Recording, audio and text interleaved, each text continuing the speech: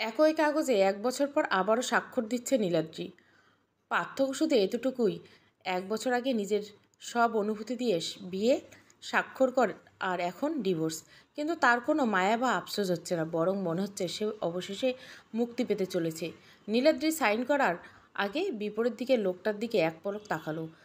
চার চোখের দৃষ্টিতে একত্র হতে নীলাদ্রির মাথা নিচু করে খুব দ্রুত সাইনটা করে দিল। হ্যাঁ, আজ থেকে সে ডিভোর্সি।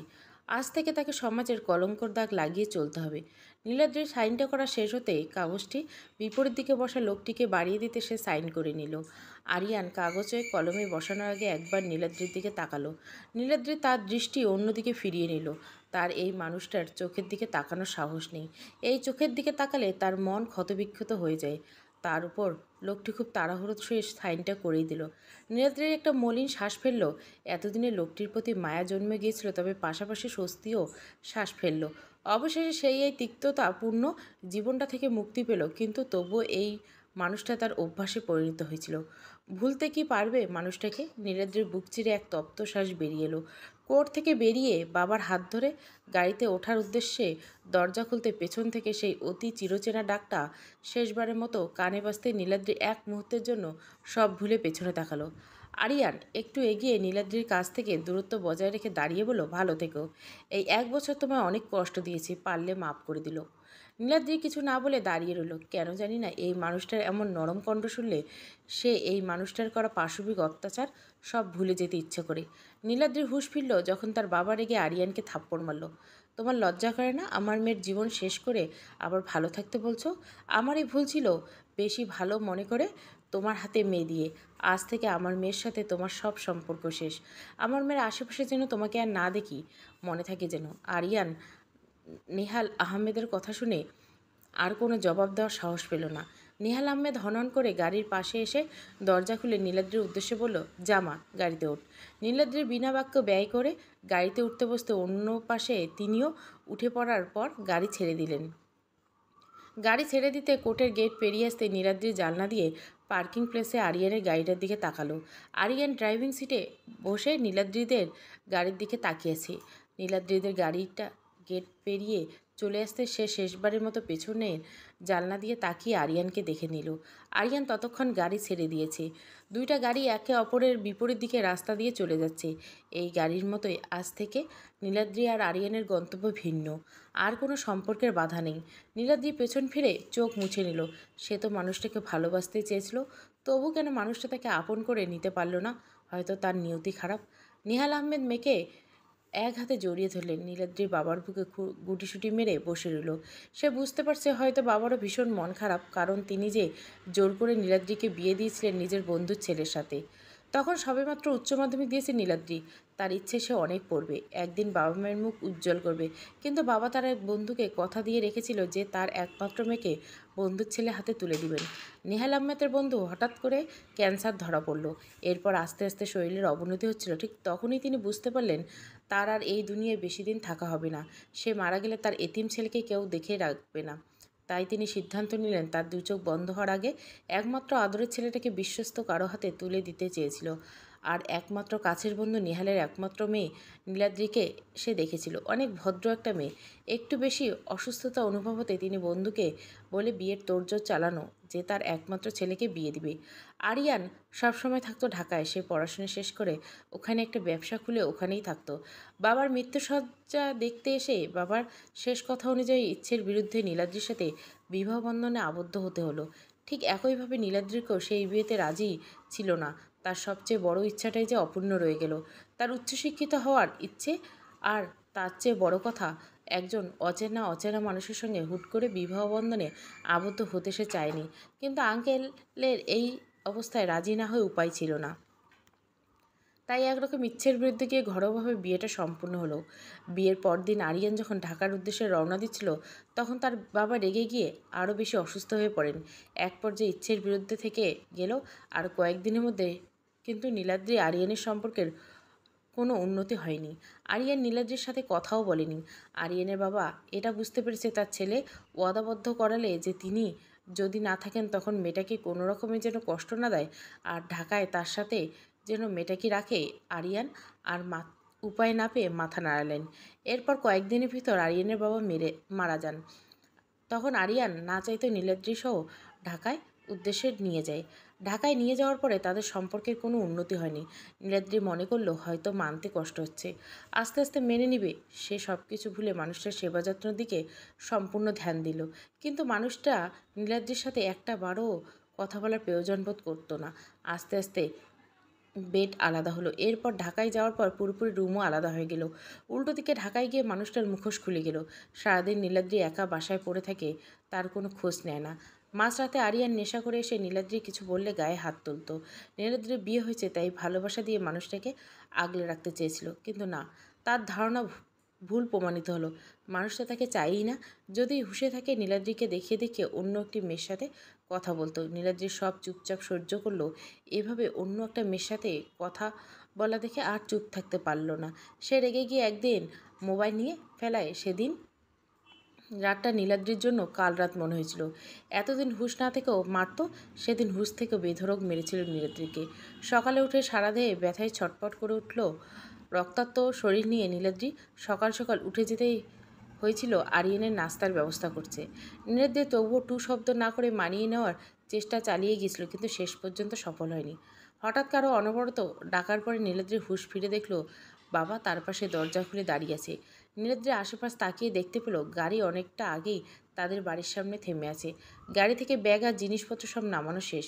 নীলাদ্রির কাল বিলম্ব না করে গাড়ি থেকে নামতেই নেহাল আহমেদ বলে উঠলেন, আস্তে ধীরে নাম্মা। নীলাদ্রি বাবার দিকে তাকিয়ে গাড়ি থেকে নেমে পড়ল।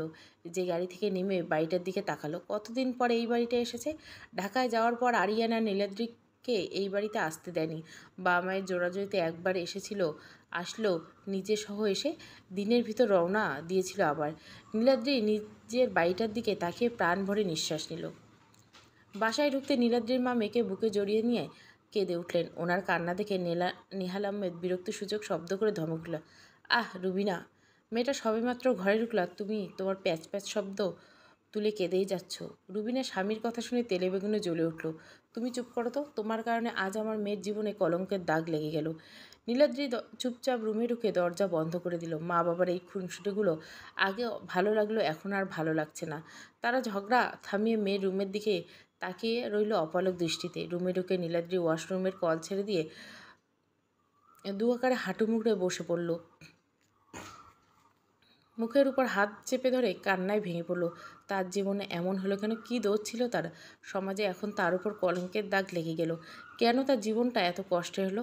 সে তো চেয়েছিল সব কিছু ভুলে আরিয়ানের সাথে আবারও পথটা চলতে, কিন্তু মানুষটা এমন কেন করলো? একটু কি ভালোবাসা যায় না নীলাদ্রিকে?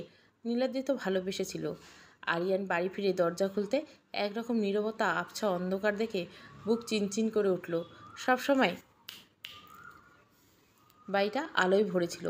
নীলাদ্রি সবসময় জানলার পর্দা সরিয়ে রাখত, আর আজ সব বন্ধ। আরিয়ান গিয়ে সব জানলাগুলো খুলে পর্দা সরিয়ে দিতে সম্পূর্ণ বাড়ি আগের মতো আলোয় ঝলমল করে উঠল। আরিয়ান রুমে গিয়ে ফ্রেশ হয়ে উদ্দেশ্যে ওয়াশরুমে পা বাড়ালো। ওয়াশরুম থেকে চুল মুছতে মুছতে বের হতে হতে মুখ ফসকে বলে উঠল, নীলাদ্রি, সকালে আয়রন করতে দিয়েছিলাম সেই কাপড়টা কই রেখে? বলতে বলতে থেমে গেল আরিয়ান। তার যে মনেই নেই নীলাদ্রিকে সে ডিভোর্স দিয়েছে, সে আর আসবে না। আরিয়ান আলমারি খুলে দেখলো সকালে আয়রন করতে দিয়েছিল সেই কাপড়সহ বাকি আরও কাপড় তাক তাক করে গুছিয়ে রাখা। কাপড়গুলো নিতে গিয়ে নীলাদ্রিকে একটু মনে পড়ল আরিয়ানের। হয়তো এতদিন বাসায় ছিল তাই নীলাদ্রিকে মনে পড়ছে। আর আরিয়ান সব কিছু নীলাদ্রি করতো, তাই প্রথম প্রথম নিজে নিজে এসব করতে একটু একটু মনে পড়ছে। সময়ের সাথে ঠিক হয়ে যাবে ভেবে নিজেকে বোঝালো আরিয়ান। ফ্রেশ হয়ে শুয়ে পড়লো আরিয়ান। ক্ষুধায় পেট চৌচৌ করছে, কিন্তু এই মুহূর্তে মোটেও ইচ্ছে করছে না। রিয়াকে একটা কল দিতে হবে। মেয়েটার সাথে আজ সারাদিন কথা বলতে পারিনি, হয়তো রেগে আছে। রাতে নীলাদ্রি নিজেকে উপরে শক্ত করে পরিপাটি হয়ে মা বাবার সাথে খাওয়ার উদ্দেশ্যে টেবিলে গিয়ে বসলো। নেহাল আহমেদ কিছুক্ষণ অপলক দৃষ্টিতে মেয়ের দিকে তাকিয়ে রইলেন। তিনি এটা বুঝতে পারছেন না যে হঠাৎ মেয়েটা এত অগুছালো কীভাবে হয়ে গেল। যাই হোক, তিনি মনে প্রাণে এটাই চান যে তার মেয়ে যেন সামনে এগিয়ে যেতে পারে। নেহাল আহমেদ তাড়াতাড়ি করে তার স্ত্রীকে হাঁক দিলেন, কই গো, খাবার আনো তাড়াতাড়ি। আমার মেয়ের জন্য তার পছন্দের খাবারটা তাড়াতাড়ি গরম করে আনো। আনছি, একটু অপেক্ষা করো। রান্নাঘর থেকে নীলাদ্রির মায়ের প্রতি উত্তর আসলো। নীলাদ্রি চুপচাপ ভঙ্গিতে টেবিলে বসে আছে। সে মূলত স্বাভাবিক হওয়ার চেষ্টা করছে। আরিয়ানের সাথে এসব হয়তো কপালে লেখা ছিল, কিন্তু বাবাকে হয়তো মনে মনে অপরাধবোধ ঘিরে ধরেছে। হাজার হলেও তিনি একজন বাবা হিসেবে মেয়ের ভালোই চাইবে, কিন্তু এটা হয়তো কপালের লিখন। তাই নীলাদ্রির যথেষ্ট পরিপাটি হয়ে থাকার চেষ্টা করছে, যাতে করে বাবা মা যেন কষ্ট না পায়। মা, খাবার আনতে তিনি আগে নীলাদ্রির প্লেটে খাবার তুলে দিলেন। আজ তিনি তার মেয়ের পছন্দের ইলিশ মাছ ভাজা করেছে। রুবিনা বেগম নীলাদ্রির প্লেটে খাবার তুলে দিয়ে মাছের কাঁটা বেছে দেওয়ার উদ্দেশ্যে মেয়ের প্লেটে হাত রাখতে নীলাদ্রি থামিয়ে দিল। থাক মা, এখন আমি মাছের কাঁটা বেছে খেতে পারি বলে নীলাদ্রি নিজে নিজে মাছের কাঁটা বাছতে লাগলো। মায়ের কথা শুনে নেহাল আহমেদ আর রুবিনা একে অপরের দিকে চাওয়াচুই করলো। তাদের মনটা নিমেষের মধ্যে খারাপ হয়ে গেল। মেয়েটা আগে মাছ বেছে খেতে পারতো না। রুবিনা বেগম মাছ বেছে দিত হয়তো, তারপর খেত। বিয়ের পর আরিয়ানের সাথে প্রথম প্রথম একবার এসেছিল, তখনও মাছ বেছে দিতে হয়েছিল। এরপর আর আসা হয়নি। রুবিনা বেগম নেহাল আহমেদকে চোখ দিয়ে ইশারা করে খেতে বসতে বলল। সে মলিন শ্বাস ফেলে বিপরীত পাশে চেয়ার টেনে খেতে বসলো। নীলাদ্রি খাওয়া শেষ হতে উঠে যেতে গিয়ে বাবার ডাকে থেমে আবারও বসে পড়ল। হ্যাঁ বাবা। নেহাল আহমেদ মনে মনে নিজেকে প্রস্তুত করলেন। আফসোস, মেয়ের সাথে কথা বলতে এখনও তার অপরাধ ঘিরে ধরছে। তোর কোথাও গিয়ে জানি পড়তে ইচ্ছে ছিল? থাক বাবা, বাদ দাও। আমাদের একমাত্র মেয়ের ইচ্ছে পূরণ করব না, তুই বল। নীলাদ্রি একটি শ্বাস ফেলে প্রত্যুত্তর করলে, একমাত্র মেয়ের ইচ্ছেটা যদি 1 বছর আগে প্রাধান্য দিতে, তাহলে আজ এই দিন দেখতে হতো না। আর তোমারও মেয়ের সাথে কথা বলতে গিয়ে অপরাধবোধ জেগে উঠতো না বাবা। নীলাদ্রির কথা শুনে নেহাল আহমেদ মাথা নিচু করে ফেললেন। তিনি মেয়ের প্রত্যুত্তর কীভাবে দিবেন ভেবে পাচ্ছেন না। রুবিনা বেগমও চুপ হয়ে রইলেন। নীলাদ্রির হঠাৎ মনটা খারাপ হয়ে গেল। ভেবেছিল বাবা মার সাথে খেতে বসে ওনাদের অপরাধবোধটা দূর করিয়ে বোঝাবে যে এটা নীলাদ্রির নিয়তি ছিল, কিন্তু উল্টো তাদের মনটা আরও খারাপ করে দিল। কী দরকার ছিল এসব বলার? নীলাদ্রি কিছুক্ষণ চুপ থেকে বেশি উঠল। ক্যালিফোর্নিয়া কিন্তু এখন আর যাবো না বাবা। তুমি পারলে এখানে আশেপাশে কোথাও ভর্তি করিয়ে দাও। নেহাল আহমেদ মাথা তুলে বলল, আমাদের মাফ করে দিস মা।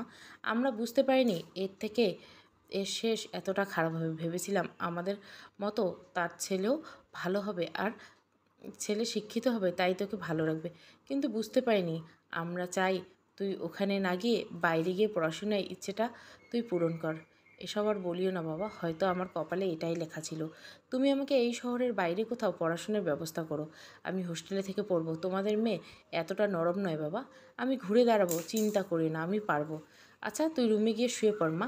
নেহাল আহমেদের প্রতি উত্তর পেয়ে নীলাদ্রির মাথা নেড়ে হেসে রুমের উদ্দেশ্যে পা বাড়ালো। কি দরকার ছিল তোমার মেয়েকে এসব বলার? মেয়েকে এত দূরে কেন পাঠাচ্ছ নীলাদ্রি বাবা? পড়তে তো এখানেই পারবে। কি দরকার আমাদের মেয়েকে আবার অত দূরে পাঠানোর? রুবিনা বেগম নীলাদ্রির যাওয়ার পানে তাকিয়ে বলে উঠল। বাইরে গিয়ে পড়ার ইচ্ছেটা নীলাদ্রির অনেক আগের থেকে ছিল। বলা যায় ছোটোবেলা থেকে এই ইচ্ছেটা, কিন্তু মাঝখানে আমার দোষে সব শেষ হয়ে গিয়েছিল। কিন্তু ও এখন অতটা দূরে আর যাবে না। তাই এই শহরের বাইরে অন্য কোথাও থেকে পড়াশোনার ব্যবস্থা করে দেব। আর তুমি বুঝছো না, এই সমাজের থেকে আমার মেয়ের মানসিকভাবে আরও ক্ষতিগ্রস্ত হবে। এই সমাজে একজন মেয়ে 1 বছরের মধ্যে ডিভোর্সি মানে হচ্ছে মেয়েটাই খারাপ। অথচ ছেলের হাজারো দোষ দেখলেও কেউ এসব বলবে না। উল্টে মেয়েটা ভালো মতো চলতে গেলে সবাই হেনস্থা করবে। আমরা তো আর সবসময় ওর পাশে থাকতে পারবো না যে মানুষের জবাব দিতে। আমি চাই না আমার মেয়ে ঘুরে দাঁড়াতে গিয়ে রাস্তাঘাটে এসব বাধা আমার মেয়েকে আটকাক। তাই সব ভেবে এই সিদ্ধান্ত নিয়েছি। নেহাল আহমেদের কথায় রুবিনা বেগম চুপ হয়ে মলিন শ্বাস ফেলল। হয়তো সেও বুঝতে পারছে। রুমে ঢুকে নীলাদ্রি দরজা বন্ধ করে চুপচাপ ঘুমানোর চেষ্টা করলো। ঘুমাতে গেলে সব কথা একসাথে মনে পড়ে গেল। বড্ড অসহায় লাগে তখন নিজেকে। ঘুমটাও তখন স্বার্থপর হয়ে ওঠে। পাশের ঘরের শব্দে যাওয়ার ভয়ে যখন বালিশে মুখ গুজে ঘুমাতে থাকে, তখন বারবার মনে পড়ে সেই মানুষটার কথা, যাকে নিঃস্বার্থ ভালোবেসে শুধু অবহেলা আর অত্যাচার জুটেছে। আচ্ছা, কাউকে মনে প্রাণে ভালোবেসে আগলে রাখার চেষ্টা কি অপরাধ? রাত গিয়ে ধরিনীর বুকে সকাল নামে। নীলাদ্রি ঘুম থেকে উঠে নামাজ পড়ে নেয়। ভোরের দিকে ঘুম আসাতে চোখগুলো লাল আকার ধারণ করছে। নীলাদ্রি রুম থেকে বের হয়ে রান্নাঘরে গিয়ে কফি নিয়ে এসে ব্যালকনিতে দাঁড়ালো। ভোরের সতেজ বাতাস গায়ে লাগতে এক অন্যরকম অনুভূতি হানা দিল। চোখ বন্ধ করে ভোরের স্নিগ্ধ হাওয়া অনুভব করলো। আজ প্রায় 1 বছর পর আবারও আগের মতো অনুভূতি আসছে। এই 1 বছরের মধ্যে একবারও তার সেই প্রিয় সময়টা একান্তভাবে উপভোগ করতে পারেনি। রাতে আরিয়ান দেরি করে বাসায় ফিরত, আর নীলাদ্রি আরিয়ানের জন্য খাবার নিয়ে অপেক্ষা করতে করতে ঘুমিয়ে পড়তো। ঘুমের মাঝে কারো থাপ্পড় খেয়ে উঠে বসতে দেখতো আরিয়ান চক্ষু লাল করে দাঁড়িয়ে আছে। তাড়াহুড়ো করে উঠে আরিয়ানকে খাবার দিতেই সে খাবার ভালো হয়নি বলে নীলাদ্রির মুখের উপর ছুঁড়ে মারত। একবার জিজ্ঞাসাও করতো না নীলাদ্রি খেয়েছে কিনা। আরিয়ান সবসময় অকথ্য ভাষায় নীলাদ্রিকে গালি দিত। নীলাদ্রি সব চুপচাপ সয়ে যেত। সে ভাবত বিয়ে তো মানুষের একবারই হয়, কষ্ট করে মানিয়ে নিলে মানুষটাকে ভালোবাসলে বোধহয় মানুষটাও নীলাদ্রিকে বুঝতে পারবে। কিন্তু নীলাদ্রির ধারণা ভুল। আর কয়দিন গেলে নীলাদ্রি বোধহয় মারাই যেত। নীলাদ্রি একটা দীর্ঘশ্বাস ফেলল। না চাইতো সবসময় এই স্মৃতিটা হানা দেয়। সে তাড়াতাড়ি চোখ মুছে নিল। আর ভাববে না সে এসব ভেবে ভেবে বাবা মাকে আর কষ্ট দিতে চায় না নীলাদ্রি। পূর্ব আকাশে লাল আভাস ছড়িয়ে সূর্য উদিত হচ্ছে। নীলাদ্রি মুগ্ধ চোখে সেদিকে চেয়ে রইল। স্মৃতি হাতড়িয়ে বুঝতে পারল শেষ কবে এই দৃশ্যটা দেখেছে তার মনে পড়ছে না। তাই বোধহয় আজ মনে হচ্ছে এই প্রথম সূর্য উদিত হওয়ার দৃশ্য দেখছে নীলাদ্রি। একটু বেলা করতে নীলাদ্রি রুম থেকে রান্নাঘরে চলে গেল। আর সে নাস্তা বানাবে। চটপট নিজের কাজে লেগে গেল। সে সব কিছু তৈরি করে শেষ হতে না হতে টেবিলে এনে রাখলো। ততক্ষণে বাবা মা দুজনে উঠে গেছে। রুবিনা বেগম তাড়াহুড়ো করে রান্নাঘরে ঢুকতে দেখতে পেল নীলাদ্রির প্লেট সাজিয়ে সেগুলো নিয়ে বেরোচ্ছে। কিরে মা, প্রতিদিন তো তুমি করো, আজ না হয় আমি করলাম। রুবিনা বেগম মেয়ের দিকে তাকিয়ে রইলেন। যে মেয়েকে 1 বছর আগে হাজার জোর করে কোনোদিন সকালে ঘুম থেকে তুলতে পারত না, সে মেয়ে এখন ডাকার আগেই ভোরে ঘুম থেকে উঠে সংসারের নাস্তাপাতি বানিয়ে এনেছে। মা খেতে এসো। মেয়ের ডাকে রুবিনা বেগমের হুঁশ ফিরল। সে পিছন ফিরে তাকিয়ে দেখল নিহাল আহমেদও এসে বসেছেন টেবিলে। তিনি মেয়ের কাজ কারবার দেখে স্ত্রীর দিকে তাকালেন। এরপর একটা মলিন শ্বাস ফেলে খাওয়ার দিকে মনোযোগ দিলেন। খাওয়া শেষ হতে নীলাদ্রির সব জিনিস রান্নাঘরে নিয়ে একা একা ধুয়ে মুছে গুছিয়ে রুমে আসলো। সে নিজেকে যথাসম্ভব ব্যস্ত রাখার চেষ্টা করছে, তবুও সময়ে অসময়ে সব মনে পড়ে। আর মাত্র কদিন, এরপর হোস্টেলের জীবন আর পড়াশোনা নিয়ে ব্যস্ত হয়ে পড়বে নীলাদ্রি। কেটে গেল আরও একটা দিন। এর মধ্যে নিহাল আহমেদ নীলাদ্রির ভর্তির জন্য সব ব্যবস্থা করে ফেলেছেন। নীলাদ্রির বাবা মার কাছ থেকে বিদায় নিয়ে বেরিয়ে পড়ল। ডিভোর্সের পর নীলাদ্রির বাসা থেকে আর বের হয়নি। আজ হোস্টেলে যাওয়ার পথে রাস্তাঘাটে সবাই নীলাদ্রিকে ভিন্ন নজরে দেখছে। সে সেটা ওদের দিকে না তাকিয়ে বুঝতে পেরেছে। চায়ের দোকানের পাশ দিয়ে যাওয়ার পর এক মধ্যবয়স্ক মহিলা আরেকজনের সাথে রাস্তায় দাঁড়িয়ে কথা বলছিল। তিনি নীলাদ্রির দিকে আর চোখে তাকিয়ে নিহাল আহমেদকে উদ্দেশ্য করে বলে উঠল, কী গো ভাই সাহেব, শুনলাম তোমার মেয়েকে নাকি তালাক দিয়ে দিছে। এত ভালো ছেলে তালাক দিল? মেয়েটা তো আগে দেখে ভদ্রই মনে হতো। বলতে দোকানের মানুষগুলোর দৃষ্টি নীলাদ্রির ওপর পড়ল। নিহাল আহমেদ জবাব দেওয়ার জন্য মুখ খুলতে মহিলাটি আবার বলল, বলছি কি, আমার কাছে একটা ভালো সম্বন্ধ আছে। এই ধরো একটু বয়স হয়েছে আর কি, কিন্তু তোমার মেয়েকে সুখে রাখবে। মেলা টাকা পয়সা আছে। ছেলে আর মেয়ে বিদেশে সেটেল। তোমার মেয়ে রাজরানীর মতো থাকবে, সুখী থাকবে। বলতে চায়ের দোকানে বসা অন্য সব হাসাহাসি করতে লাগলো। নীলাদ্রি রাগে অপমানে মাথা নিচু করে ফেলল। নিহাল আহমেদ মেয়ের দিকে একবার তাকিয়ে রেগে গিয়ে বলার উদ্দেশ্যে পা বাড়াতে যেতে নীলাদ্রি বাবার হাত ধরে ইশারা দিয়ে অনুনয় করলেন কিছু না বলার জন্য। নিহাল আহমেদ মেয়ের চোখের দিকে তাকিয়ে রাগটা কোনো মতো হজম করে নিলেন, কিন্তু ভেতরে ভেতরে তার রক্তক্ষরণ হচ্ছে। নীলাদ্রি মাথা উঁচু করে মহিলার উদ্দেশ্যে সেখানে পা বাড়ালেন। আন্টি, শুনেছি আপনার মেয়েরও তো একটা মেয়ে আছে। যদি আজ আমার জায়গায় আপনার মেয়েটা থাকতো। বলা তো যায় না কার কপালে কী লেখা আছে। আজ থেকে 1 বছর আগে এই দিনে আমি অবিবাহিত ছিলাম। ঠিক আপনার মেয়ের মতোই চলতাম ফিরতাম, কিন্তু দেখুন 1 বছর পর কী নিয়তি। হতেও তো পারে আপনার মেয়ে আগামী বছর এই দিনটা দেখতে হবে। তখন এই আপনার মতো আপনার মেয়েকে কেউ যদি এমন প্রস্তাব দেয়, তখন কেমন লাগবে আপনার? বলে মহিলাটি চেহারা ভীতগ্রস্ত দেখা গেল। নীলাদ্রি মহিলাটির এমন ঘন মেঘের চেহারা দেখে তাচ্ছিল্যে আসলো। এই না না, ভয় পাবেন না আন্টি। আমি শুধুমাত্র আপনাকে একটা উদাহরণ দিয়ে বুঝিয়ে দিচ্ছি, যাতে আপনার মনে একটু হলেও অনুশোচনা হয়। ভাবেন আপনার কথায় আমার বাবার কেমন লাগবে। আর জানেন আন্টি, আমি মোটেও ভেঙে পড়িনি, কিন্তু সমাজে চলতে ফিরতে গিয়ে আপনাদের মতো মানুষের কথা শুনে আমি একটা মেয়ে ভেঙে পড়তে বাধ্য। আপনারা জানেন না, শুধুমাত্র আপনাদের কারণে একটা মেয়ে হতাশার কোন পর্যায়ে চলে যেতে পারে। আন্টি, এমন কিছু করিয়েন না যাতে পরে আফসোস করতে হয়। মহিলাটি মাথা নিচু করে ফেলল। এরপর মাথা উঁচিয়ে কিছু বলার উদ্দেশ্যে মুখ খুলতে নীলাদ্রির বাবা হাত ধরে বলে উঠল, আপনাদের কথা কারণে আমি পড়াশোনার জন্য দূরে যাচ্ছি। কাউকে কোনো কথা বলতে গিয়ে সেই জায়গায় আগে একবার আপনাকে বসিয়ে দেখবেন, তারপর অন্যকে বলতে আসিয়েন। আন্টি, আপনাদের সবার সন্তান আছে, ভালো থাকবেন, আজ আসি। বলে চলে আসলো নীলাদ্রি। নিহাল আহমেদ মেয়ের দিকে এক দৃষ্টিতে তাকিয়ে রইলেন। দোকানের মানুষগুলো আর কিছু বলার সাহস হলো না। কেউ কেউ মাথা নিচু করে ফেলল। হয়তো নীলাদ্রির কথাগুলো মনোযোগ দিয়ে বুঝতে পেরেছে। ভর্তির সব কিছু ঠিকঠাক করার পর নিহাল আহমেদ মেয়েকে একগাদা আদেশ দিয়ে হোস্টেলে তুলে দিলেন নীলাদ্রিকে। এরপর নিজে বাসার উদ্দেশ্যে ফিরে গেলেন। নীলাদ্রি তার রুমে সব কিছু গুছিয়ে রেখে খাটের উপর বসলো। তার রুমমেট একসাথে পড়ে। এটা হোস্টেলের কর্মরত মহিলা বলেছিল। নীলাদ্রি ফ্রেশ হওয়ার উদ্দেশ্যে বারবার ওয়াশরুমের দিকে তাকাতে লাগলো। রুমমেট হয়তো গোসল করছে। এখন দেখা না বা কথা। জার্নি আর এসব ক্লান্ত গুছাতে গুছাতে ক্লান্ত লাগছে। দু চোখ ক্লান্তি ভর করতে কোন সময় চোখ লেগে গেছিল তার খেয়াল ছিল না। ঘুম ভাঙলো কারো ডাক শুনে। নীলাদ্রি ঘুমো ঘুমো চোখে ঝাপসা চোখে তাকিয়ে দেখলো একটা অচেনা মেয়ে। তার রুমে অচেনা মেয়ে কোত্থেকে আসবে? হোস্টেলের কথা মনে পড়তে সে নিজের অবস্থান বুঝে উঠতেই হুড়মুড় করে উঠতে বসতে মেয়েটি হেসে উঠল। আরে আস্তে আপু, সেই কখন থেকে ঘুমাচ্ছেন? আজ আর আপনার গোসল করা হলো না বলে মেয়েটি হেসে উঠল। নীলাদ্রি নিজের অবস্থান বোঝার চেষ্টা করলো। সে খাটের সাথে হেলান দিয়ে ঘুমিয়ে পড়ছিল। জানলা দিয়ে চোখ যেতে তাড়াতাড়ি উঠে দাঁড়ালো। সন্ধ্যা ঘনিয়ে এসছে। এতক্ষণ ঘুমালো? সে দুপুরে কাপড় নিয়ে বসেছিল ফ্রেশ হওয়ার উদ্দেশ্যে। অপেক্ষা করতে করতে ঘুমিয়ে পড়ছিল বোধহয়। নীলাদ্রি চারপাশে তাকিয়ে কাপড়গুলো খুঁজতে মেয়েটা বলে উঠল, আপু, আমি গুছিয়ে রেখেছি আপনার কাপড়গুলো। এতক্ষণ গোসল করলে ঠান্ডা লাগতে পারে। আপনাকে দেখতে ক্লান্ত লাগছিল, তাই আর ঘুম থেকে ডাকেনি।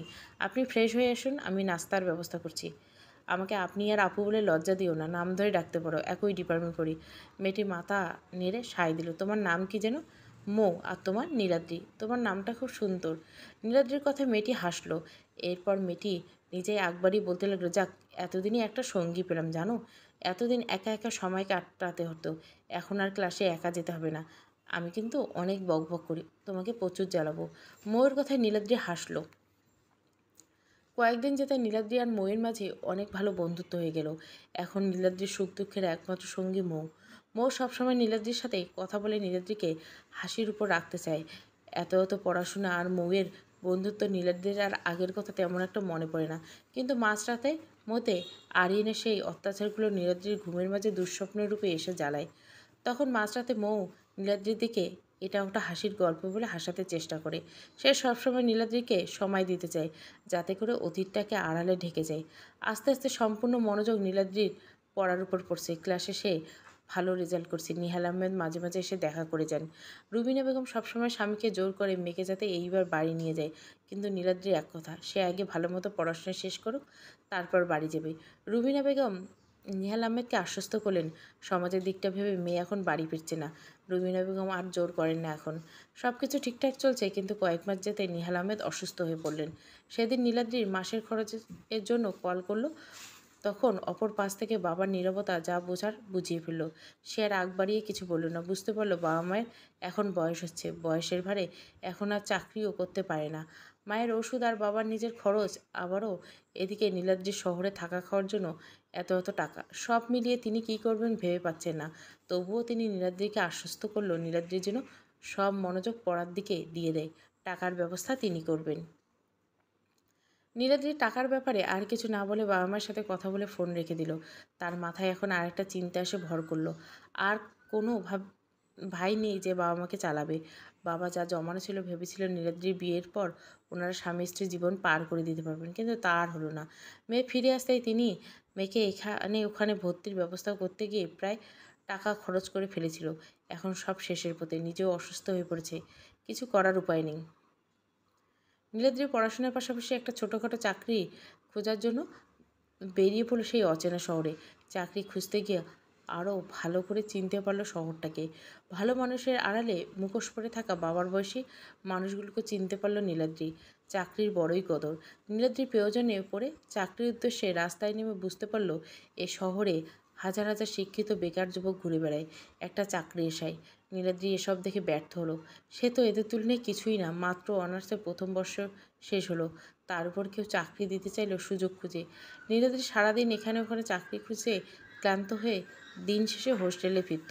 ক্লান্তিতে চোখ বুজে আসতে শুয়ে পড়তো গিয়ে বাবা মার প্রতিচ্ছবির চোখের সামনে ভেসে উঠত। ধপ করে চোখ খুলে উঠে পড়ে। তার যে এত তাড়াতাড়ি আশা ছেড়ে দিলে চলবে না। তার বাবা মায়ের একমাত্র নির্ভরযোগ্য স্থান এখন শুধুমাত্র নীলাদ্রি। অনেক খোঁজাখুঁজির পর অবশেষে একটা চাকরি পেল নীলাদ্রি। চাকরির দিন ইন্টারভিউ দিতে গিয়ে দেখলো দুজন অল্পবয়স্ক লোক বসে আছে। নীলাদ্রি পুরোপুরি নিজেকে প্রস্তুত করে নিয়ে গিয়েছিল যেন প্রশ্ন ধরতে ফটাফট উত্তর দেয়, যাতে করে নীলাক্ষী যেন সিলেকশনে বাদ না পড়ে। কিন্তু তার এই নীলাদ্রির ধারণা ভুল প্রমাণ করে তার কাগজপত্র থেকে ব্যক্তিগত বিষয়ে সব প্রশ্ন করে যাচ্ছিল। নীলাদ্রি অস্বস্তি করে একের পর এক প্রশ্নের উত্তর দিয়ে দিল। যখন শুনল নীলাদ্রি একজন ডিভোর্সি আর বয়স্ক একমাত্র বাবা মার মেয়ে, তার চাকরিটা যেভাবে হোক পেতে হবে, তখন তাদের দুজনের চোখ জল করে উঠল। তারা তখনই নীলাদ্রিকে সিলেক্ট করে ফেলল। নীলাদ্রি এত মানুষের ভিড়ে যেন থেকে চাকরিটা কোনো প্রশ্ন ছাড়াই সিলেক্ট করাতে সে ভাবতে বসে গেল। কিন্তু পরক্ষণে বাবা মার কথা মনে পড়তে সে হেসে লোকগুলো তাকাতে লোকগুলো অস্বস্তি মাখা চোখে চোখ রেখে সে যা বোঝার বুঝে ফেলল। নীলাদ্রির ঘৃণা ভরা দৃষ্টিতে সেই দিকে তাকিয়ে অফিস থেকে সাথে বেরিয়ে এলো। সে বুঝতে পারল এই শহরে হাজার হাজার ভালো মানুষের আড়ালে মুখোশ পরিহিত মানুষের অভাব নেই। আবিষ্কার করলো সুন্দরী সুশ্রী শহরটার আড়ালে ঢাকা বিশ্রী আর একটা রূপ। মৌ নীলাদ্রির এমন অবস্থায় এক পরিচিত আঙ্কেলের সাথে কথা বলে একটা চাকরির ব্যবস্থা করলো। নীলাদ্রি প্রথমে না বোধক মাথা নাড়ল, ভাবলো এই শহরে সবাই অসহায়ত্বের সুযোগ খুঁজে। এই শহরে মুখোশের আড়ালে ঢাকা মানুষের অভাব নেই। মানুষ কতটা নিম্নমানের হলে মেয়ের বয়সী পর্যন্ত ছাড় দেয় না, কুপ্রস্তাব দেয়, তা নীলাদ্রি ভেবে উঠতে পারে না। আচ্ছা, মানুষগুলো এমন কিসের অভাব যে এমন প্রস্তাব দেয়, তাও তারই মেয়ের বয়সী? মৌ নীলাদ্রিকে আশ্বস্ত করলো এই চাকরিতে এমন কিছুই হবে না। নীলাদ্রি শেষবারের মতো চেষ্টা চালিয়ে গেল, যে করে হোক যেমন করে হোক করবে। মৌ নীলাদ্রির এমন অবস্থায় এক অপরিচিত আঙ্কেলের সাথে কথা বলে একটা চাকরির ব্যবস্থা করে নিল। নীলাদ্রি বিনা বাক্যে ব্যয়ে মাথা নেড়ে চাকরিটা সন্তর্পণে গ্রহণ করলো। নীলাদ্রির চাকরির প্রথম দিন একটা চাকরি পাওয়ার পর সব প্রস্তুতি নিয়ে রওনা দিল। তার বড় কোনো চাকরি লাগবে না, কোনো মতো চলার মতো একটা ছোটোখাটো চাকরি হলে হবে। মৌয়ের দেওয়া ঠিকানায় গিয়ে দেখলো একটা অনেক বড় একটা কোম্পানি, অনেক কর্মচারী। নীলাদ্রি বুঝতে পারলো না এত বড় অফিসে কী বা চাকরি করবে। ভয়ে ভয়ে ঢুকতে একজন কর্মচারী নীলাদ্রির উপর বসের কেবিনে সামনে গিয়ে ঢুকতেই বলে নিজে চলে গেল। নীলাদ্রির আশপাশে তাকিয়ে দেখলো সবাই নিজ নিজ কাজে ব্যস্ত, কেউ নীলাদ্রির দিকে তাকাচ্ছেই না। এটা নীলাদ্রিকে বেশ ভালো লাগলো, এখন আর অস্বস্তি লাগছে না। ভয়ে ভয়ে বসের ক্যাবিনে ঢুকতে একজন মধ্যবয়স্ক লোক চেয়ারে হেলান দিয়ে চোখ বন্ধ করে আছে। নীলাদ্রি কিছুক্ষণ সেদিকে তাকিয়ে রইল। লোকটিকে এখন ডাকা কি ভালো হবে? লোকটিকে দেখে মনে হচ্ছে উনি ভীষণ ক্লান্ত, কিন্তু নীলাদ্রির যে চাকরি এসেছে, এই চাকরি তার পেতে হবে। নীলাদ্রি আশেপাশে তাকালো, কাউকে দেখতে না পেয়ে এগিয়ে লোকটির উদ্দেশ্যে ডাক দিল, স্যার। লোকটি কোনো সাড়া শব্দ না পেয়ে সে আরেকটু এগিয়ে আবার ডাকলো। এইবার লোকটি নীলাদ্রির ডাকে ধরপড়ে উঠে সোজা হয়ে বসলো। তুমি কে? লোকটি ভুরু কুঁচকে নীলাদ্রির তাকিয়ে বলে উঠল। নীলাদ্রির লোকটাকে মৌয়ের কথা বলতে লোকটা হেসে নীলাদ্রিকে বসতে বলল। নীলাদ্রি বসতে তিনি বললেন, মৌ আমার মেয়ের সমবয়সী, ও আমাকে কাল বলেছিল এই দিনে তোমার এই অবস্থা দেখে আমার ভীষণ খারাপ লাগছে। মনে হচ্ছে তোমার এই অসহায়তার সময় তোমার জন্য কিছু করতে না পারলে আমার এই জীবনে এতটুকু এগিয়ে আসা বৃথা। আঙ্কেল, আপনি আমাকে যে কোনো একটা কাজ দিলে হবে, যেটা আমি কোনো মতে চলতে পারবো। জানো মা, তোমার মতো আমারও একটা মেয়ের শখ ছিল। তোমাকে দেখে আপন আপন লাগছে, মনে হচ্ছে যেন তুমি আমার মেয়ের মতোই। তুমি আমাকে স্যার বলিও না, তোমাকে তুমি করে বলছি বলে কিছু মনে করো না। তোমার বেশি টাইম দিতে হবে না, তুমি তোমার পড়াশোনা ঠিক মতো করো। প্রিন্টারে কাজ দিচ্ছে, অবশ্য সেটাতে অন্য একজন আছে, কিন্তু আপাতত এটাই করো।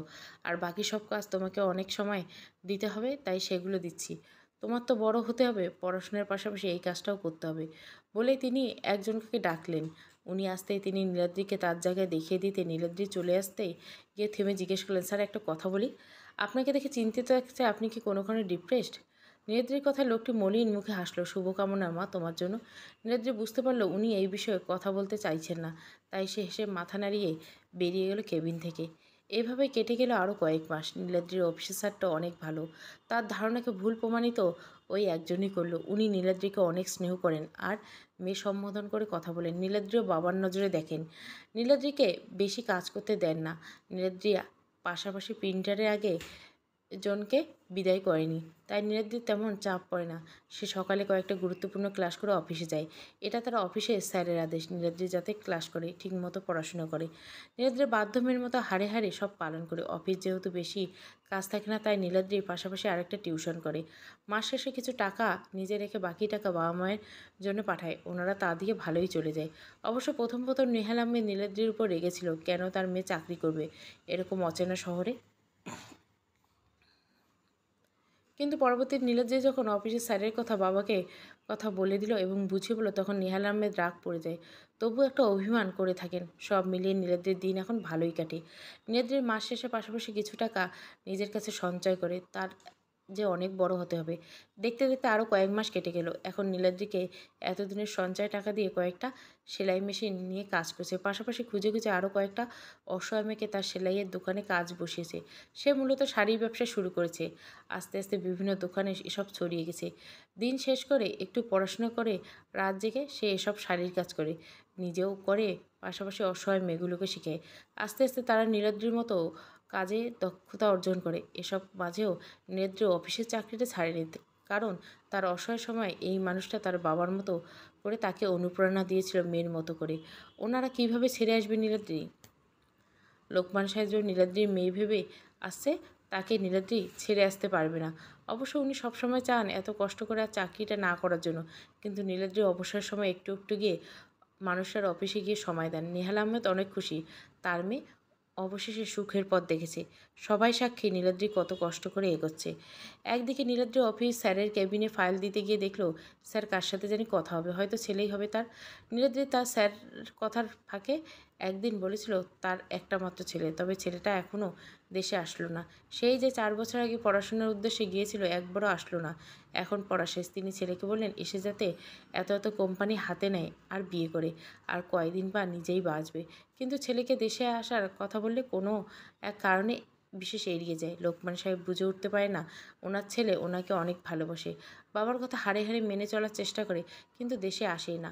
নীলাদ্রি যখনই দেখতো তখনই লোকমান সাহেব সবসময় ছেলের কথা বলতে শুনতো। নীলাদ্রি ফাইল নিয়ে আবারও ফেরত আসলো, কারণ বুঝতে পারলো স্যার বোধহয় ওনার ছেলের সাথে কথা বলতে, কারণ তিনি মোবাইলে অপরে থাকা ব্যক্তিকে অনুরোধ করেছিল, হয়তো ছেলেকে দেশে আসতে বলেছিলেন। তাই নীলাদ্রি আর ডিস্টার্ব করলো না, ব্যক্তিগত কথায় ডিস্টার্ব না করাই ভালো। অনেকক্ষণ পর নীলাদ্রি ফাইল নিয়ে আবারও কেবিনের দরজায় টোকা দিল, কিন্তু কোনো সাড়া শব্দ পেল না। দ্বিতীয়বার টোকা দিয়ে যখন কোনো সাড়া শব্দ না পেল, তখন সে দরজা ঠেলে নিজেই ঢুকে পড়ল। দেখতে পেল স্যার হাঁপাচ্ছে। নীলাদ্রি তাড়াতাড়ি দৌড়ে স্যারকে ধরতে স্যার নীলাদ্রিকে নিজের হাতের ফোন দিকে তাকিয়ে ইশারায় কিছু একটা বলার চেষ্টা করলো, কিন্তু বলার আগে ঢলে পড়ল। নীলাদ্রি স্যারকে বলে ডাকলো, স্যার আসতে। স্যারকে স্ট্রেচারে করে নিয়ে যাওয়া হলো। সময় স্যারের হুঁশ নেই। তিনি তার হাতের ফোনটা নীলাদ্রির দিকে বাড়িয়ে কিছু বলার চেষ্টা করতে করতে চোখ বন্ধ করলেন। নীলাদ্রি লোকমান সাহেবকে অ্যাম্বুলেন্সে তুলে দিয়ে নিজে ওনার হাত ধরে পাশের সিটে বসে পড়লেন। লোকমান সাহেবের অক্সিজেন লাগানো নিষ্পাপ মুখের দিকে তাকিয়ে চোখ দিয়ে অযোধ্যারায় অশ্রু নিগত হলো। এই স্যার তার দ্বিতীয়বারের মতো এই অচেনা শহরে এই 2 বছর ধরে নীলাদ্রিকে আগলে রেখেছিলে। এনার কিছু হয়ে গেলে নীলাদ্রি কল্পনা করতে পারে না। হাসপাতালে নেওয়ার সাথে সাথে ডাক্তাররা ইমার্জেন্সিতে নিয়ে গেল লোকমান সাহেবকে। তারা জানালো ওনার শ্বাসকষ্টের সমস্যা ছিল, আর কোনো কিছু নিয়ে উত্তেজিত হয়ে ফলে হার্ট অ্যাটাক এসেছে, আর বয়সের ভারে বিভিন্ন রোগ ছিল। ওনার কাছে বলতে একমাত্র কয়েকজন কর্মচারী ছিল, তারাও অতটা কাছে নয়। উনি নীলাদ্রিকে সবসময় আপন মেয়ে ভাবতেন। তাই নীলাদ্রি সাইড জানালে অপারেশনের জন্য। অপারেশন থিয়েটারে যখন লোকমান সাহেব ঢুকছিল, তখন ওনার কোনো হুঁশ ছিল না। নীলাদ্রির মনটা আজ অনেক খারাপ। সে শুধু প্রার্থনা করছে লোকমান সাহেবের যেন কিছু না হয়। নীলাদ্রি অপারেশন থিয়েটারের সামনে চেয়ারে মাথা উবু করে চোখ বন্ধ করে বসে আছে। হঠাৎ হাতের মোবাইলটা তীব্র শব্দে নীলাদ্রি ধরপড় করে চোখ খুলতেই দেখলো লোকমান সাহেব এর মোবাইলে কেউ কল করেছে। নীলাদ্রি মোবাইলের স্ক্রিনের দিকে চোখে যেতে দেখলো সন লেখা। সে বুঝতে পারলো হয়তো ছেলে।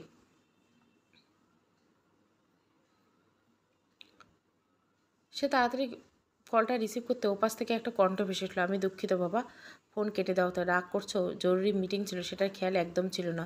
পিয়ে এসে বলতে তাড়াতাড়ি খেয়াল হলো, তাই তাড়াতাড়ি করে চলে আসলাম। এইমাত্র মিটিং শেষ হলো। এইবার কী যেন বলেছিল? ওপাশ থেকে অনালোর কথায় নীলাদ্রি থম মেরে বসল। এরপর কোনো মতো বলল, স্যার অপারেশনে চলছে।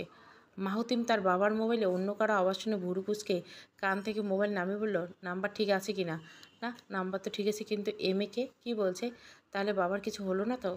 তা না, বাবার কিছু হবে না। এই মেয়েটা হয়তো কোনো কারণে মজা করছে। এই মেয়ে কে আজে বাজে বকছেন?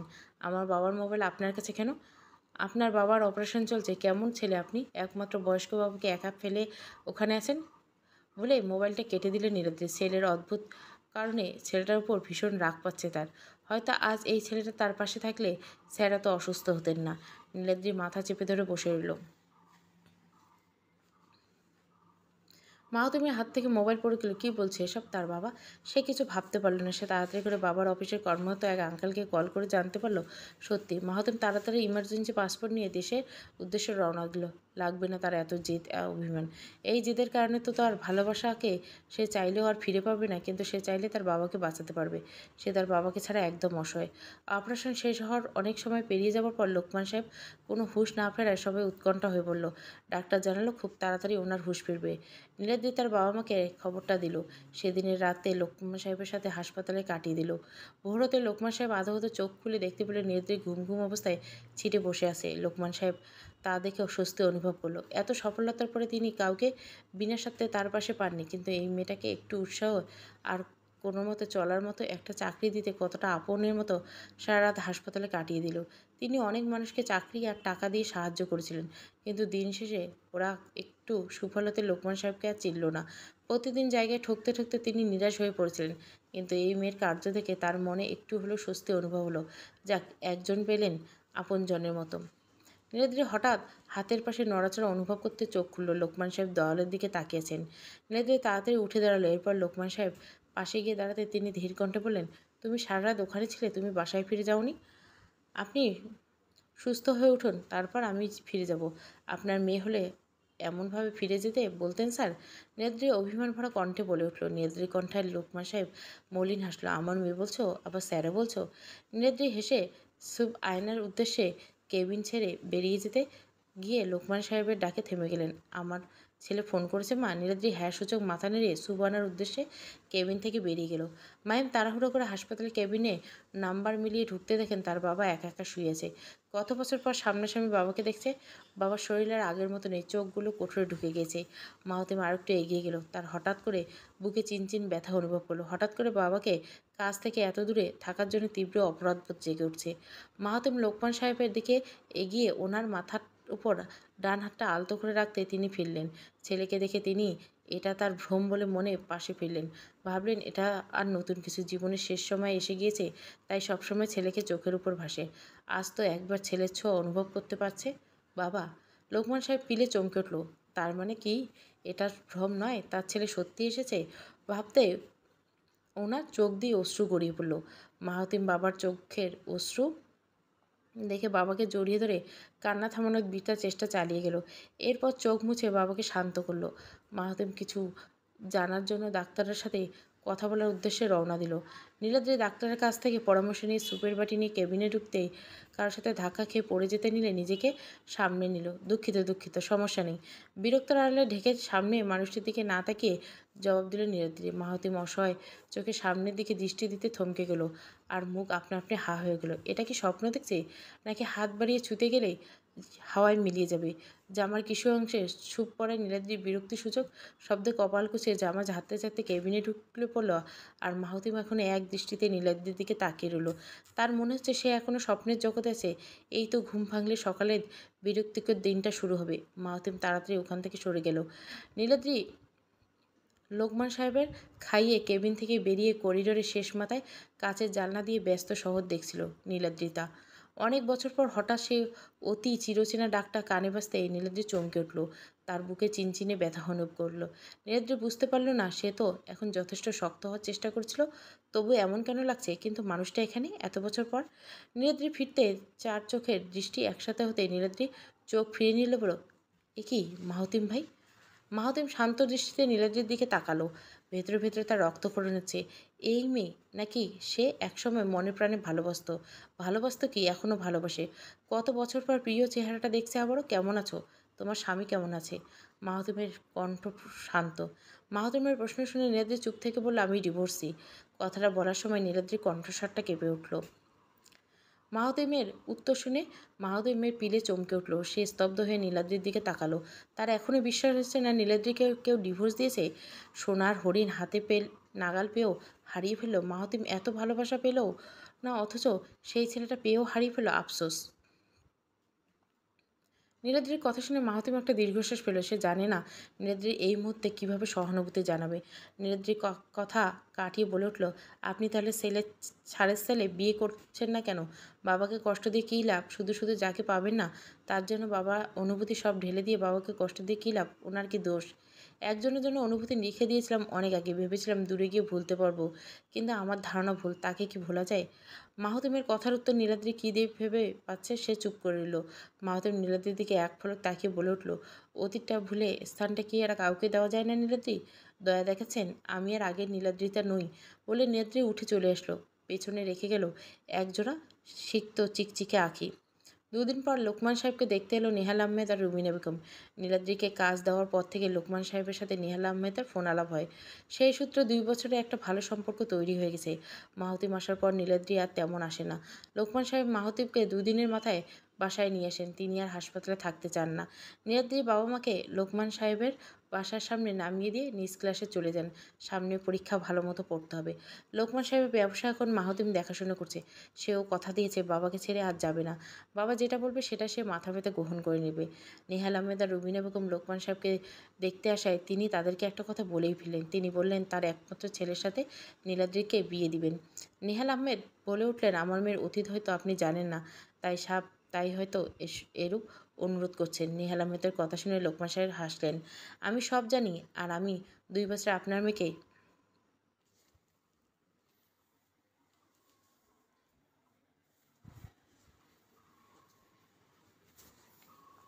তার মধ্যে খারাপ কিছু দেখিনি। আমিও দেখছি সে কতটা কষ্ট করে স্ট্রাগল করছে। আমি প্রথমে ভেবে নিয়েছি নীলাদ্রিকে আমার ছেলের বউ করব, কিন্তু আমি জানতাম নীলাদ্রি তখন রাজি হবে না। কারণ সবেমাত্র সে একটা দাগ থেকে উঠেছে, আর সে একজন ডিভোর্সি।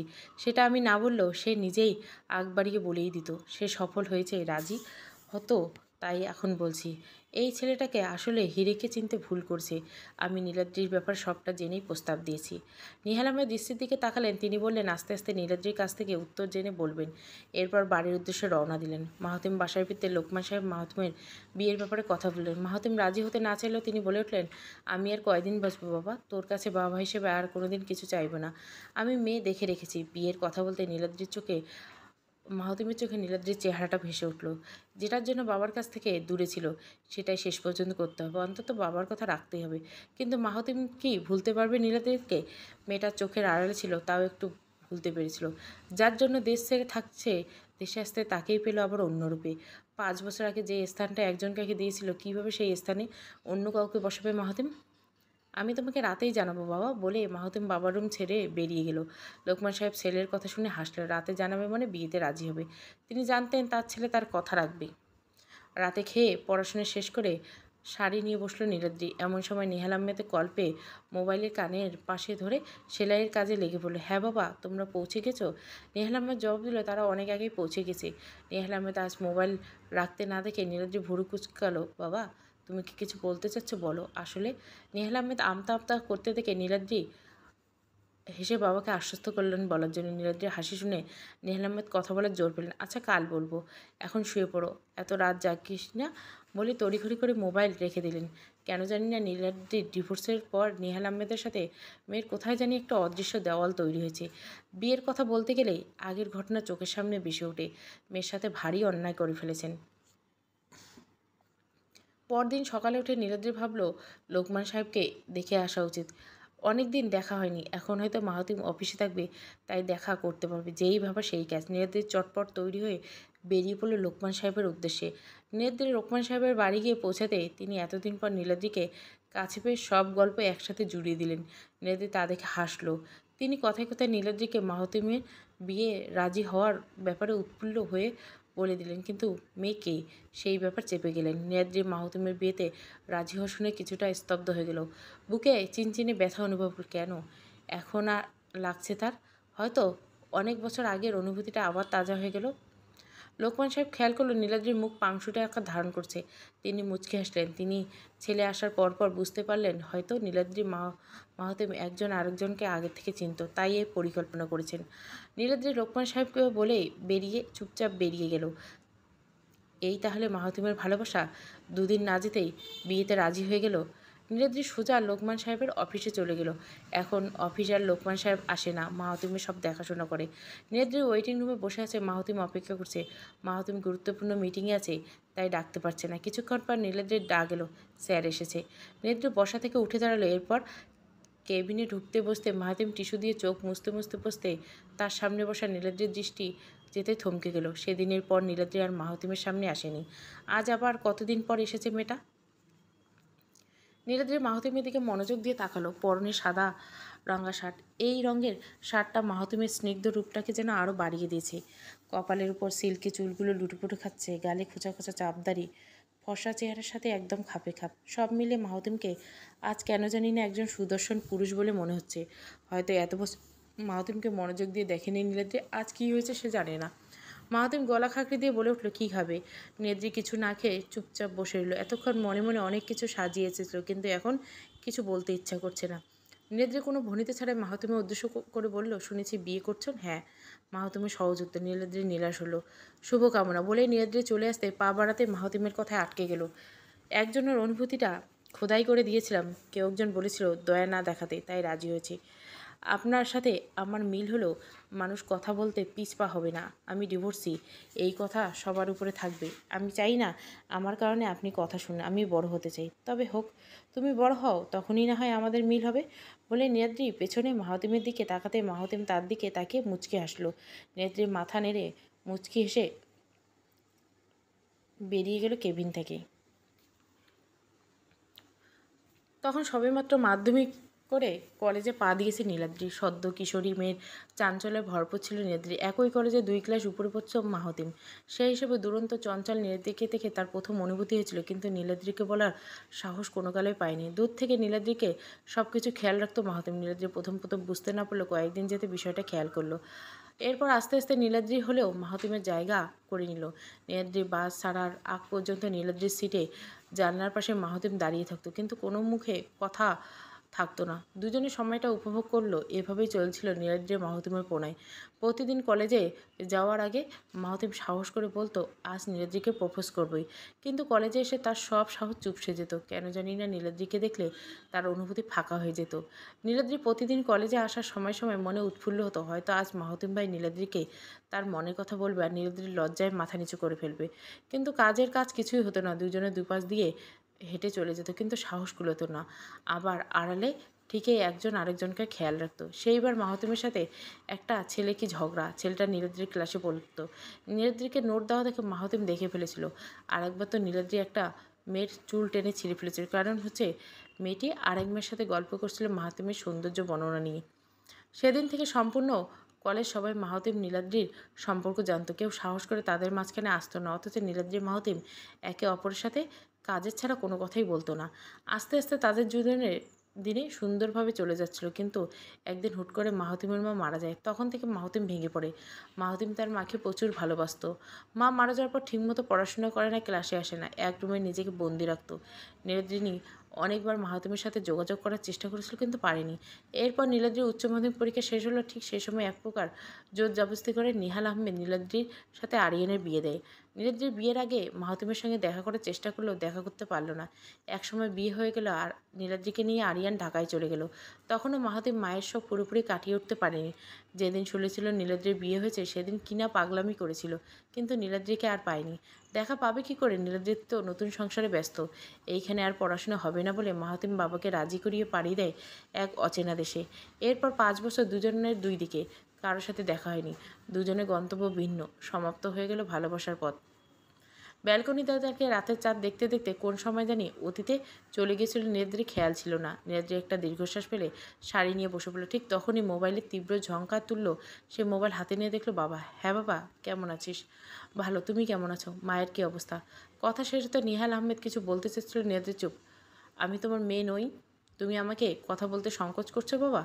আসলে কি, লোকমান সাহেবের ছেলে জন্য তোর সম্বন্ধ আসছে। কী যে করি, আমি তোর মতামত নিয়ে জানবো। নীলাদ্রি থমকে গেল। তার মতো মাহাতিমের সাথে তারাই বিয়ের কথা তুলছিল লোকমান সাহেব, আর মাহাতিমও, সেও তাহলে নীলাদ্রিকে বিয়ে করতে রাজি হয়েছিল। কথাটা মনে করতে নীলাদ্রি চট করে চোখ বন্ধ করল। ইস, গতকাল যদি বাবাকে কথাটা বলার জন্য জোরাজোরি করতে হতো, তাহলে বোঝা মাহাতিমের সামনে যেতে হতো না, আর না বিয়ের ব্যাপারটা তুলতে হতো। এখন মাহাতিম কী ভাববে? দিন যত যায় নীলাদ্রির শাড়ির ব্যবসা ততই প্রসিদ্ধ হয়। প্রথম নীলাদ্রির শাড়ি নিয়ে বসে থাকতো, কেউ আসতো না। এরপর বিভিন্ন দোকানে দোকানে গিয়ে দিয়ে আসতো। কেউ কেউ শাড়িগুলো থেকে বেছে বেছে শুধু একটা নিত, আর কেউ কেউ একটাও নিত না। হঠাৎ একদিন এক দোকানদার নীলাদ্রির একটা শাড়ির চোখে পড়ে। তিনি সাথে সাথে বেশ কয়েকটা অর্ডার দেন। নীলাদ্রি এই প্রথম প্রথম কাস্টমার পেয়ে দিনরাত কয়েকদিনে শাড়ির ভেতরে শাড়ির কাজ করে ফেলে। এরপর দোকানদারটা সেই শাড়ি বিভিন্ন শপিং মলে পরিচিত দোকান দিয়ে পাঠিয়ে অনেক লাভবান হয়। আস্তে আস্তে নীলাদ্রির অনেক অর্ডার আসতে থাকে। নীলাদ্রি খুশি মনে সব করে। আস্তে আস্তে লাভ লাগলো। দোকান একটার জায়গায় 3টে হলো, আর অনেক অসহায় মেয়ের প্রশিক্ষণ দিয়ে নীলাদ্রি আরও অসংখ্য নীলাদ্রি গঠন করলো। সবাই খুশি। আস্তে আস্তে নীলাদ্রির শাড়ির ব্যবসার নাম ডাক বিভিন্ন জায়গায় ছড়িয়ে পড়ল। অনেক দূর দূরান্ত থেকে ডিজাইন করা শাড়ি নিয়ে আসে ব্যবসায়ীরা। দেখতে দেখতে আরও কয়েক মাস কেটে গেল। নীলাদ্রি সম্পূর্ণ আত্মমর্যাদাবান নারী হিসেবে সবার কাছে পরিচিত লাভ করেছে। অনেক অসহায় নারী মেয়ে নীলাদ্রির দোকানে কাজ করে নিজেদের ব্যবসা অগ্রগতি করছে। অনেক অসহায় মেয়ের অনুপ্রেরণা নীলাদ্রি কীভাবে এতটুকু পাড়ি দিয়েছে তা সবার জানা। কয়েক মাস যেতে নীলাদ্রি আরও কয়েকটা ব্যবসার সাথে যুক্ত হলো। সব কিছু পর সমাজে সে নিজের একটা অবস্থান তৈরি করলো। এসব কিন্তু মোটেই একদিনের ব্যাপার না, 5 বছরের কষ্টের ফল। মাহাত্ম্য এতদিন নীলাদ্রির পাশে থেকে যথেষ্ট অনুপ্রেরণা দিয়েছে। এখন শুধু তাদের বিয়ের পালা। ধুমধাম করে তাদের বিয়েটাও সম্পন্ন হয়ে গেল। অবশ্যই তাদের ভালোবাসা এক হলো। নীলাদ্রি কোথাও যেন একটা তীক্ষ্ণ ব্যথা অনুভব করলো। হয়তো আগের বিয়ের কথা মনে পড়ছে। বিশাল এক কামরার ফ্ল্যাটে শীত চলে যাওয়ার আগেই সে শিমের পরশটুকু বুলিয়ে দিচ্ছে। মাহাতিম হাতের কাজ তাড়াতাড়ি শেষ করে বিছানায় গা আলিয়ে দিতে মনে পড়লো, আরে আজ তো বৃহস্পতিবার, নীলাদ্রি তাড়াতাড়ি আসবে যে। ভাবতে পাশ থেকে আনভিরা কেঁদে উঠল। মাহাতিম তাড়াতাড়ি আনভিরাকে কোলে নিয়ে বারান্দায় ছুটল। বারান্দায় আসতে আনভির সাথে সাথে চুপ হয়ে গেল। ঠান্ডা এলোমেলো হাওয়া উত্তরের দিক থেকে ছুটে আসছে। মাহাতিম আনভিরাকে নিজের সাথে মিশিয়ে নিল। এই মেয়েটাও না হয়েছে একদম মায়ের মতো। হাজার ঠান্ডা পড়ে বারান্দায় আনলে শান্তি। নীলাদ্রি তাড়াতাড়ি করে রুমে ঢুকে বারান্দার দিকে বাবা মায়ের দিকে একবার চোখ বুলে হাসলো। এরপর ব্যাগ রেখে মুখে পানির ঝাপটা দিয়ে মুছতে মুছতে বেরিয়ে আসতে মাহাতিম মেয়েকে একপাশে কোলে রেখে নীলাদ্রির দিকে কফির মগ বাড়িয়ে দিল। নীলাদ্রি মুচকে এসে তা গ্রহণ করলো। কেমন কাটলো দিন? ভালো। ওনার তো ছাড়তেই চাইলে না। সপ্তাহে এই একটা দিন তো যায়। শোনো না, আজ দুজন মাকে পেয়েছি। ওনাদের একসাথে রেখে এসেছি বৃদ্ধাশ্রমে। কাল আপনাদের নিয়ে যাব বলছি। আপনি তো সারাদিন কোম্পানি করেই থাকেন। কাল শুক্রবার আমরা যাব, মনে রাখেন। কিন্তু কাল তো আমার মিটিং আছে। মাহাতিমকে থাকিয়ে নীলাদ্রি রাগী নজরে তাকিয়ে রইল। আপনার তো একদিনও সময় হয় না। এত কিছু শুনতে চাই না। আপনি বৃদ্ধাশ্রমে যাচ্ছেন, ব্যাস। যথাজ্ঞে মহারানী। মাহাতিম হেসে মাথা নাড়িয়ে সায় দিল। মা মারা গেছেন? হ্যাঁ, খেয়ে অনেক আগেই ঘুমিয়ে গেছেন।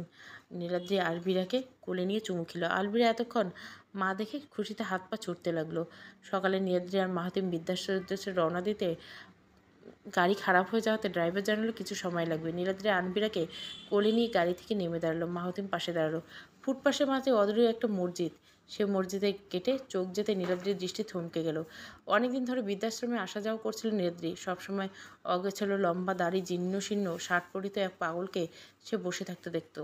কোনো সময় গাড়ি থেকে ড্রাইভার দিয়ে টাকাও দিত। আজ হঠাৎ কেন জানি পূর্ণ দৃষ্টিতে মনে পড়ল এটা অনেক চিরচেনা একটা মুখ। নীলাদ্রি একটু কাছে এগিয়ে গিয়ে বুঝতে পারলো তার ধারণা সঠিক, কিন্তু এই অবস্থানে আরিয়ান। নীলাদ্রি পরপর কয়েকবার ডাকার পরে ওই লোকটি কোনো সাড়া শব্দ পেল না। লোকটি নীলাদ্রির কাছে যেতেই দেখে বসা থেকে উঠে দাঁড়ালো। নীলাদ্রি বুঝতে পারলো সে মানসিক ভারসাম্য হারিয়েছে। তার হঠাৎ জানি ভীষণ খারাপ লাগলো। মাহাতিম এইসব খেয়াল করে পাশের দোকানের লোককে জিজ্ঞাসা করতেই তিনি জানালেন এখানে তার ভালোবাসার মানুষটির কবর। হঠাৎ কোনো দুর্ঘটনায় সে মারা যায়। এরপর থেকে লোকটির মানসিক ভারসাম্য হারিয়ে এখানে বসে থাকে। নীলাদ্রি স্তব্ধ দৃষ্টিতে অদূরে আরিয়ানের চলে যাওয়া দেখতে লাগলো। আরিয়ান সামনের দিকে দৌড়াতে লাগলো। আস্তে আস্তে অদৃশ্য হতেই নীলাদ্রির চোখ ঝাপসা হয়ে গেলো। কোন মানুষ আজ কোন জায়গায়? সে তো এমন কিছু চায়নি। সব কিছুর পরে চেয়েছিল মানুষটা যেন তার ভালোবাসার মানুষের সাথে ভালো থাকে, কিন্তু হলো না। নিয়তে কাকে কোথায় নিয়ে যায় সেটা কেউ বলতে পারে না। আজ থেকে 5 বছর আগে নীলাদ্রির অবস্থান ছিল অনেক নিম্ন, আর আরিয়ান, অথচ আজ সে কোথায়? মাহাতিম এসে নীলাদ্রির কাঁধে হাত রাখতেই নীলাদ্রি পেছন ফিরে মাহাতিমকে জড়িয়ে ধরে। মাহাতিম এক হাতে আলভিরা অন্য হাতে নীলাদ্রিকে মাথায় পরম আদর বুলিয়ে দেয়। অদূরে আরিয়ানের দিকে তাকিয়ে ভিড় করে উঠল, আল্লাহ ছাড় দেন, কিন্তু ছেড়ে দেন না। সমাপ্ত। অনুভূতির মায়াজাল। গল্পটা ভালো লাগলে অবশ্যই লাইক, শেয়ার এবং সাবস্ক্রাইব করবেন। Thank you for watching.